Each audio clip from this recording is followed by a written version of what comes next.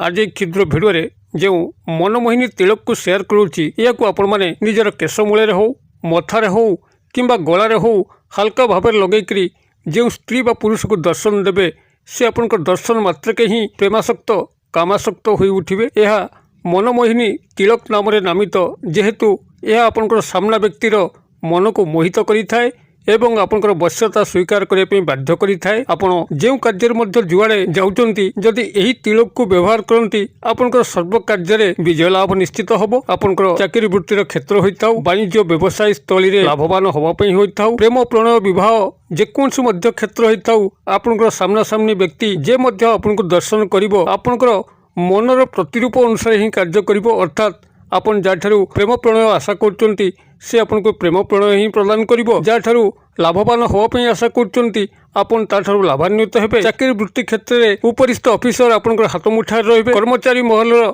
समस्त कर्मचारी भाई एवं भौणी माने आपनकर फर रे ही कार्य करिवे एवं जदि गुप्त संभोग क्रिया रे एही तिलक को व्यवहार करती आपनकर मन मध्य जदि ता उंकी मारुथाए तेबे ताहा मध्य प्रतिरूप ढंगरे आपण से ही स्त्री बा पुरुष ठारू काम वासना को चरितार्थ करि परिबे। यह आपनकर मनर गति अनुसार ही यही तिलकर कार्यकारिता प्रकाश पाइबो एवं यह आपण माने प्रस्तुत करी व्यवहार करिया पई कोनसी तंत्र मंत्र भूमिका नहीं किंबा पूजा पाठर भूमिका नहीं। अत्यंत सादा सीधा भाव में आपण यही जड़ी को ही ठाब करिवे। ठाब करिया मध्य खूब सहज जेहेतु प्रत्येकर बाड़ी बगीचारे यही मनमोहिनी जड़ी उपलब्ध। तेबे किभली आपण माने एहाकु सठिक भाव में व्यवहार कले जेकोसी व्यक्ति पाखुरे आपण माने प्रेम भावापन्न होई परिबे काम भावापन्न होई परिबे एवं प्रत्येक कार्य को निर्विघ्न सफलतार सह संपादन करेंगे। ताको जानिया पई वीडियो शेष पर्यंत देखंतु।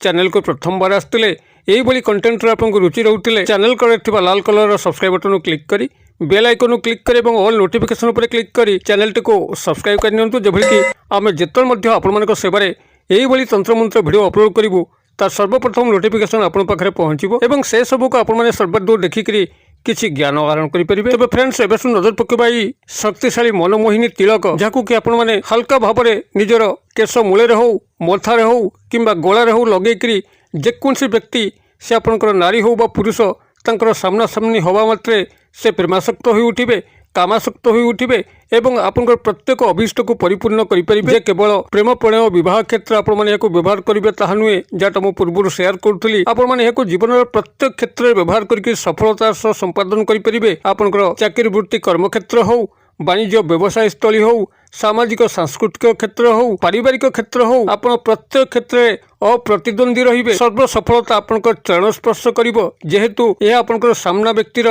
मन को संपूर्ण भाव में मोहित करी आपनकर अनुकूल करिथाए। अतएव जतबेले आपण माने तिलकटी को व्यवहार करचंती एवं आपनकर सामना थिबा व्यक्ति नारी पुरुषंकर सामना सामनी होचंती सेतबेले से आपनकर दर्शन मात्र के ही आपनकर प्रति मोहासक्त हो उठिबो प्रेमासक्त हो उठिबो एवं कामासक्त हो उठिबो। आपनकर मन मध्य जहाँ चलथिबो तांकर प्रति जो भावना आपनकर मन मध्य अछि सेही भावनार एक प्रतिरूप छाया सृष्टि होबो एवं सेही व्यक्ति आपनकर सेही कार्यटी करि बसिबो। तेबे एही मनमोहिनी तिलक को प्रस्तुत करने आपनकर कौनसी तंत्र मंत्र भूमिका नहीं पूजा पाठर भूमिका नहीं केवल सूक्ष्म सरल विधि रे खूब सादा सीधा भाव में आपण माने जड़ी को संग्रह करी जो विधि मते व्यवहार करेंगे ध्यान सहकार ये वीडियो शेष पर्यंत शुणु। आपनकर एथिरे मु दुई गोटी सिद्ध जड़ी संपर्क में सूचना प्रदान करुच्ची। आपण जेकोसी गोटे जड़ी को मध्य व्यवहार कले समान फल पाइबे जेहेतु प्रत्येक जड़ी प्रत्येक स्थान में मिले नहीं से मु दुई गोटी जड़ी रही अवतारणा करुच्ची। आपनकर पाखापाखि थिबा घर बाड़ी बगीचा मानकरे ए दुई गोटी जड़ी मध्यरु जदि कोनसी गोटे जड़ी आपण माने पांती एहाको एही सामान्य विधि मते ही व्यवहार करिवे। आपण जड़ीटी को शनिवार दिन संग्रह करिवे एवं ताको कला गाईर क्षीर रे मर्दन करी एक लेप प्रस्तुत करिवे एवं ताको आपनकर दक्षिण हस्तर अनामिका अंगुली जहाँकि रिंग फिंगर आपन तारी माध्यम रे निजर केश मूल हो मथार आज्ञाचक्र थर्ड आई पॉइंट से स्थान हो कि गलार हो हल्का भाव में लगे आपन को जेकोसी व्यक्ति पाखक जीवे से आपन दर्शन मात्र के विमोहित हो पड़ो। यह केवल शनिवार दिन ही आपण माने प्रस्तुत करी एक डिबा माध्यम रखिबे एवं यह नियमित ढंग से स्नान शौच पर ही लगेबे रात्र कालीन लगेबे नहीं। आपन केवल प्रभात स्नान शौच पर ही यह व्यवहार करी रखिथिबे। मात्र गोटे दिन गोटे थर तिलक ही आवश्यक होता है एवं ए दुई गोटी जड़ी समान एका मत ही आपण माने व्यवहार करेंगे। तेबे दुई गोटी जड़ी प्राथमिक जड़ी जहाँ मुझे शेयर करुच्ची ध्यान सहकार शुणु। प्रथम जड़ी हूँ आपंकर सहदेवी जड़ी ଯାହାକି ପ୍ରତ୍ୟେକ ଭାଇ ଭଉଣୀ ମାନଙ୍କର ବାଡ଼ି ବଗିଚାରେ ସହଜରେ ମିଳିବ। ତୁଳସୀ ଗଛର ଯେଭଳି ପବିତ୍ରତାମୟ ମହତ୍ଵ ଅଛି, ଯେଭଳି ଭାବରେ ଏହା ତନ୍ତ୍ରୋକ୍ତ ଏବଂ ଔଷଧୀୟ ଗୁଣରେ ଭରପୁର, ସେହିଭଳି ଭାବରେ ସହଦେବୀ ଗଛ ଯାହାକି ଦେବୀଙ୍କ ସହ ସହବସ୍ଥାନ କରିଥାଏ, ସେଥିପାଇଁ ଏହାର ନାଁକୁ ସହଦେବୀ ଦିଆହେଇଛି। ଆପଣମାନେ ଏହି ସହଦେବୀ ଗଛକୁ ମଧ୍ୟ ପୂଜାର୍ଚ୍ଚନା କରିବା ଉଚିତ।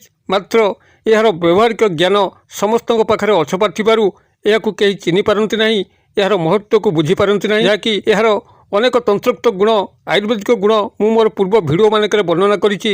ଯେଉଁମାନେ ଆମର ନିୟମିତ ଦର୍ଶକ, ସେମାନେ ଏହି ସହଦେବୀ ଗଛର ଅନେକ ଗୁଣାବଳୀ ନିଶ୍ଚିତ ଭାବରେ ଜାଣିପାରିଥିବେ। ତେବେ ଏହି ସହଦେବୀ ଗଛକୁ ଆପଣମାନେ ଶନିବାର ଦିନ ହିଁ ସଂଗ୍ରହ କରିବେ। ତାର ପୂର୍ବ ପଟରୁ ଗୋଟିଏ କ୍ଷୁଦ୍ର ଜଡ଼ିକୁ ସଂଗ୍ରହ କରିବେ, ସମ୍ପୂର୍ଣ୍ଣ ଗଛ ଉପାଡ଼ିବେ ନାହିଁ। ଏହାର କ୍ଷୁଦ୍ର ଜଡ଼ିକୁ ଆପଣମାନେ ସଂଗ୍ରହ କରିକି ଗୃହକୁ ଆଣିବେ। ତେବେ ସ୍ନାନ ଶୌଚ ଶୁଦ୍ଧପୂତ ହୋଇକି ଶନିବାର ଦିନ ଯାଇଥିବେ। ତାର ଜଡ଼ିଟିକୁ ସଂଗ୍ରହ ପୂର୍ବରୁ ବୃକ୍ଷ ଦେବତାଙ୍କୁ ନମନ କରିବେ, ତା ମୂଳରେ ଜଳାର୍ପଣ କରିବେ, ଧୂପ ଦୀପ ନୈବେଦ୍ୟକୁ ପ୍ରଦର୍ଶନ କରିବେ ଏବଂ ବୃକ୍ଷଙ୍କୁ ପ୍ରାର୍ଥନା କରିବେ, ହେ ବୃକ୍ଷରାଜ, ମୁଁ ଆପଣଙ୍କ ଜଡ଼ିଟିକୁ ନେଉଛି ମନମୋହନ ତିଳକ ପ୍ରସ୍ତୁତ କରିବା ପାଇଁ ଏବଂ ଏହି ତିଳକ ସହାୟତାରେ ମୁଁ ସର୍ବ ସଂସାରକୁ ମୋହିତ ବଶୀଭୂତ କରିବା ପାଇଁ ଚାହୁଁଛି। ମୋତେ ମୋ କାର୍ଯ୍ୟରେ ସାହାଯ୍ୟ କରନ୍ତୁ। ଏହା ଆପଣ ସେଠି ଜଣାଇ ସାରିଲା ପରେ ତାର ଜଡ଼ିଟିକୁ ପୂର୍ବପଟ ଅର୍ଥାତ୍ ଯେଉଁ ପଟରେ ସୂର୍ଯ୍ୟୋଦୟ ଘଟେ, ଆପଣ ସେହି ପଟରୁ ହିଁ କ୍ଷୁଦ୍ର ଜଡ଼ିଟିକୁ ସଂଗ୍ରହ କରିକି ଗୃହକୁ ଆଣିବେ। ତାକୁ ଗଙ୍ଗା ଜଳରେ ଧୌତ କରିକି ଚନ୍ଦନ ପେଡ଼ି ସାହାଯ୍ୟରେ ଘୋରିକି ଗାଈର କ୍ଷୀର ମିଶାଇକି ଗୋଟେ ଡିବାରେ ଏହାକୁ ପ୍ରସ୍ତୁତ କରି ରଖିବେ ଏବଂ ଏହାକୁ ତିଳକ ହିସାବରେ ବ୍ୟବହାର କରିବେ। ତେବେ ଯଦି ଆପଣମାନେ ସହଦେବୀ ଜଡ଼ିଟିକୁ ପ୍ରାପ୍ତ ନ କରିପାରିଲେ କୌଣସି କାରଣବଶତଃ, ତେବେ ଆପଣଙ୍କର ପାଖାପାଖି ଥିବା ଯେକୌଣସି ଗୋଟେ ପୂଜିତ ବରଗଛ ଯାହାକି ପୁରାତନ ହୋଇଥିବ, ଜଟାଜଟମୟ ହୋଇଥିବ, ଏହିଭଳି ଏକ ପୁରାତନ ବରଗଛ ପାଖରୁ ମଧ୍ୟ ଗୋଟିଏ ସାମାନ୍ୟ ଚେରକୁ ସଂଗ୍ରହ କରିପାରିବେ। ତାର ପୂର୍ବ ଦିଗରୁ ଆପଣଙ୍କର ସେହି ଏକା ଫଳ ମିଳିବ। ସହଦେବୀ ଗଛର ଜଡ଼ି ଯେଭଳି ସ୍ୱୟଂସିଦ୍ଧ, ଏହି ପୁରାତନ ବରଗଛ ଯାହାକି ପୂଜିତ ହେଉଥିବ ତାହା ମଧ୍ୟ ସ୍ୱୟଂସିଦ୍ଧ। ବରଗଛରେ ତ୍ରିଦେବେଶ୍ୱର ହିଁ ବାସ କରିଥାନ୍ତି। ବ୍ରହ୍ମା ବିଷ୍ଣୁ ମହେଶଙ୍କର ବାସସ୍ଥାନ ଥାଏ ଏବଂ ବ୍ରହ୍ମ ରାକ୍ଷସ ନାମରେ ଏକ ଦୈତ୍ୟର ମଧ୍ୟ ବାସସ୍ଥାନ ଥାଏ, ଯେ କି ଆପଣଙ୍କର ସମସ୍ତ ଅପୂର୍ଣ୍ଣ ଇଚ୍ଛାକୁ ନିମିଷକୁ ମଧ୍ୟ ପରିପୂର୍ଣ୍ଣ କରିଥାଏ। ଆପଣମାନେ ଯେକୌଣସି ଶନିବାର ଦିନ ଶୁଦ୍ଧପୂତ ହୋଇକରି ଏହି ବରଗଛର ଜଡ଼ିଟିକୁ ତାର ପୂର୍ବପଟରୁ ସଂଗ୍ରହ କରିବେ। ତାର ମୂଳରୁ ଆପଣମାନେ ଗାତ ଖୋଳିଲେ ତାର ମୁଖ୍ୟ ଶାଖାରୁ କିଛି କିଛି କ୍ଷୁଦ୍ର କ୍ଷୁଦ୍ର ଚେର ମଧ୍ୟ ବାହାରିଥିବାର ଆପଣମାନେ ଦେଖିବେ। ସେହି ଚେରଟିକୁ ଆପଣମାନେ ସଂଗ୍ରହ କରିକି ଗୃହକୁ ଆଣିବେ। ଗଙ୍ଗା ଜଳରେ ଧୋଇକରି ଆପଣ ଯେଉଁଭଳି ଭାବରେ ସହଦେବୀ ଗଛର ଜଡ଼ିକୁ ପ୍ରସ୍ତୁତ କରିକି ତିଳକ କରିଥିଲେ, ସେହି ଏକା ବିଧି ମତେ ହିଁ ଏହି ବରଗଛର ଜଡ଼ିକୁ ପ୍ରସ୍ତୁତ କରିକି ତିଳକ ପ୍ରସ୍ତୁତ କରିବେ। ଆପଣଙ୍କର କେଶ ମୂଳେ ହେଉ, ମଥାରେ ହେଉ କିମ୍ବା ଗଳାରେ ଏହାକୁ ହାଲକା ଭାବରେ ଲଗେଇକରି ଆପଣ ଯାହା ସାମ୍ନାକୁ ଯିବେ ସେ ଆପଣଙ୍କ ଦର୍ଶନ ମାତ୍ରକେ ହିଁ ପ୍ରେମାସକ୍ତ ହେବ, କାମାସକ୍ତ ହେବ ଏବଂ ତାଠାରୁ ଆପଣ ଯାହା ମଧ୍ୟ ଚାହିଁବେ ସେ ଆପଣଙ୍କୁ ଅକ୍ଲେଶରେ ହିଁ ପ୍ରଦାନ କରିବେ। ଆପଣମାନେ ଏହି ଦୁଇ ଗୋଟି ଜଡ଼ି ମଧ୍ୟରୁ ଯେକୌଣସି ଗୋଟିଏ ଜଡ଼ିକୁ ପ୍ରାପ୍ତ କରିକି ସାରା ଜଗତକୁ ମୋହାଚ୍ଛନ୍ନ କରିପାରିବେ, ଆପଣଙ୍କର ପ୍ରତ୍ୟେକ କାର୍ଯ୍ୟକୁ ହାସଲ କରିପାରିବେ। ମୁଁ ଆଶା କରେ ଭିଡ଼ିଓରେ ନିଶ୍ଚିତ ଭାବରେ ଆପଣଙ୍କର ବୋଧଗମ୍ୟ ହୋଇଥିବ ଏବଂ ଭଲ ମଧ୍ୟ ଲାଗୁଥିବ। ଯଦି ଭିଡ଼ିଓର ବାର୍ତ୍ତା ଆପଣଙ୍କୁ ଖୁସି କରୁଥାଏ ତେବେ ଭିଡ଼ିଓକୁ ନିଶ୍ଚିତ ଭାବରେ ଗୋଟେ ଲାଇକ୍ କରନ୍ତୁ, ସାଙ୍ଗସାଥି ମହଲରେ ଯଥେଷ୍ଟ ମାତ୍ରାରେ ସେୟାର କରନ୍ତୁ। ଭିଡ଼ିଓର କ୍ଷୁଦ୍ର ପରିସର ମଧ୍ୟରୁ ମୋତେ ଏଠି ବିଦାୟ ଦିଅନ୍ତୁ। ପୁଣି ଆପଣମାନଙ୍କ ସହ ଦେଖା ହେବ ଆଉ ଏଇଭଳି ଏକ ଶିକ୍ଷଣୀୟ ଭିଡ଼ିଓରେ। ସେ ପର୍ଯ୍ୟନ୍ତ ଦର୍ଶକ ବନ୍ଧୁ ଆପଣମାନେ ସମସ୍ତେ ମଙ୍ଗଳଙ୍କ କୃପାରୁ ଭଲରେ ଥାନ୍ତୁ। ରହୁଛି।